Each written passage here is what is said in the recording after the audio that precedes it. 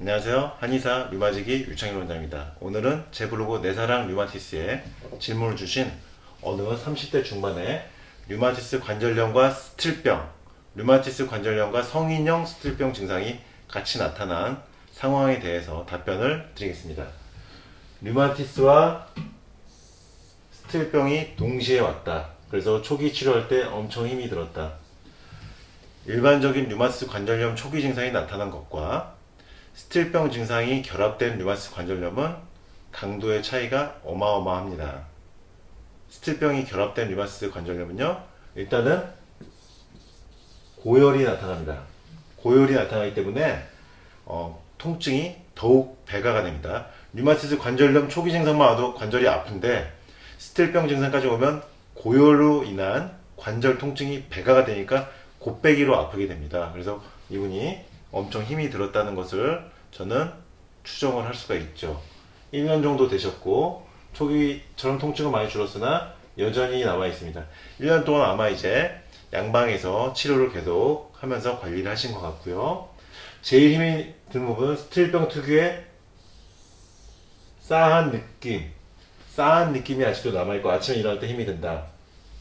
스틸병이 있을 때 싸한 느낌은요, 몸 안에 염증이 있고 여차하면 열이 오를 수 있는 발열이 준비되어 있는 상태입니다. 그래서 이 싸한 느낌, 근육이 쎄하고 이게 조금 다르게는 근육이 뻐근하거나 쑤실 수도 있습니다. 그래서 이렇게 스틸병에서 싸한 느낌이 있다는 것은 염증이 약으로 일단 눌러지고는 있지만 내 몸에 그 싸한 느낌이 그대로 염증으로 느껴지고 있는 것입니다.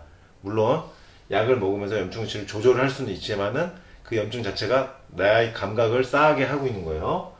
그리고 아침에 일어날 때 제일 힘들다. 스틸병이 있을 때도 마찬가지로 관절에 조종항진이 나타납니다. 류마티스 관절염과 스틸병이 있으면서 관절 통증이 심하게 나타나는 경우가 있거든요. 류마티스 인자도 나오고. 그래서 스틸병과 류마티스 관절염이 동시에 나타나는 경우가 종종 있는데 이 여성분이 바로 그 케이스입니다.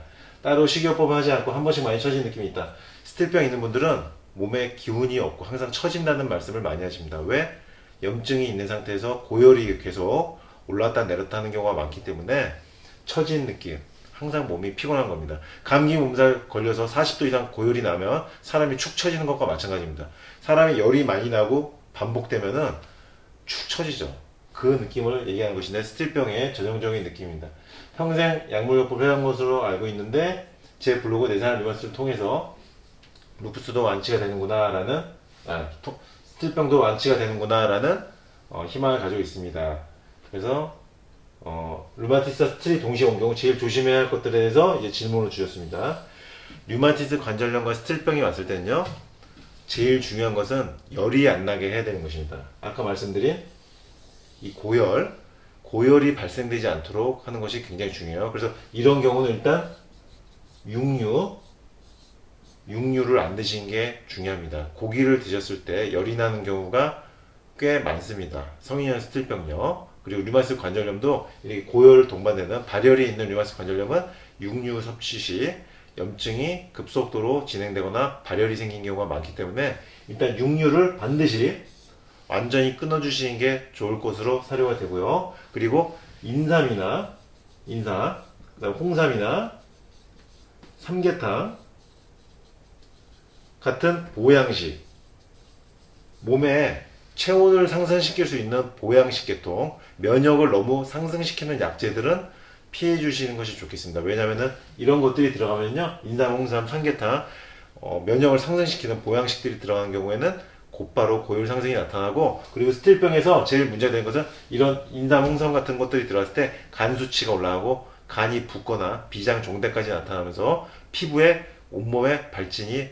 루푸스처럼 심하게 발진이 나타나는 경우도 있으니까 고열을 조심해야 되고요. 그리고 육류 끊고 보양식 면역력 상승시키는 약재들을 반드시 피해 주시고 식물성 위주로 섭취를 해 주시기 바랍니다. 그리고 가급적 약물 치료를 하되 지금 식이요법을 안 하신다고 하셨는데 양약 복용을 하면서 내가 증상이 관리가 되더라도 식이요법은 꼭 병행을 해 주시는 것이 좋습니다. 왜냐하면 내가 내 몸이 진정으로 낫기 위해서는 내 몸의 세포들이 변해야 됩니다.